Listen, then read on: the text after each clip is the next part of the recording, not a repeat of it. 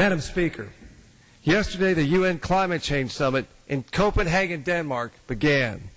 The work of the summit is supported in large part by the research developed by the Intergovernmental Panel on Climate Change, or the IPCC. This panel is responsible for assessing the state of scientific knowledge related to climate change and reporting its findings to the Convention.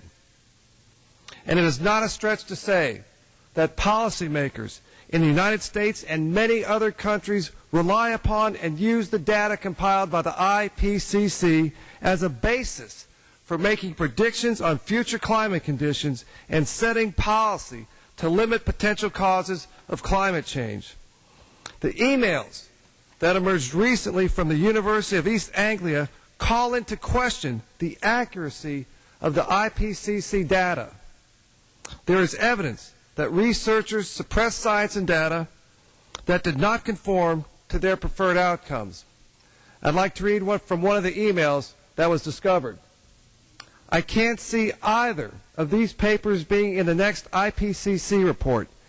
Kevin and I will keep them out somehow, even if we have to redefine what the peer review literature is. This is scary. The availability of accurate, objective, and scientific data is essential for decision makers. Given that the data was manipulated and hidden, and that opposing data was intentionally suppressed, it's clear that the United States should not commit to any international agreement on climate change or implement a domestic regulatory system that could damage the economy and kill jobs. And I'm proud to be a co-sponsor of Ranking Member Hall's resolution regarding scientific protocols and peer review standards. Science is based on facts and data, but there is also the element of trust when public policy and science meet. If that trust is broken, it's irresponsible for government to legislate on half-truths, incomplete findings, and bogus claims. This administration promised openness and transparency, and they use science as a primary means to demonstrate that practice.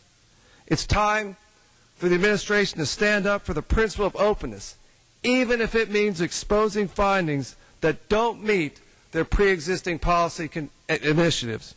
Madam Speaker, I yield back the balance of my time.